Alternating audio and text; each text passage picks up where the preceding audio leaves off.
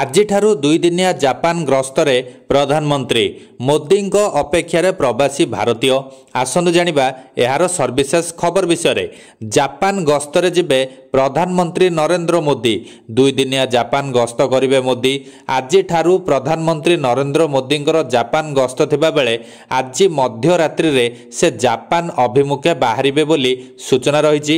ତେବେ ଆଜି ରାତିରେ ବାହାରି ଆସନ୍ତାକାଲି ପହଞ୍ଚିବେ ମୋଦି ଏବଂ 29-30 2 ଦିନ ଜାପାନରେ ରହିବେ।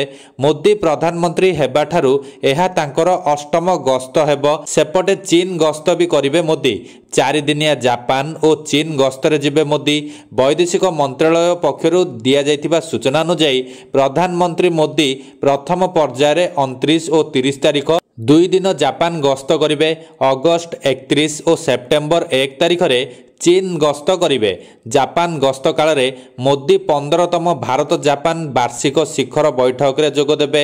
ଏହାପରେ ଚୀନ ଗସ୍ତ କାଳରେ ମୋଦି ସିଆଚିନରେ ସାଂଘାଇ ସମନ୍ୱୟ ସଂଗଠନ ଓ ଏସସିଓ ବୈଠକରେ ଯୋଗ ଦେବେ।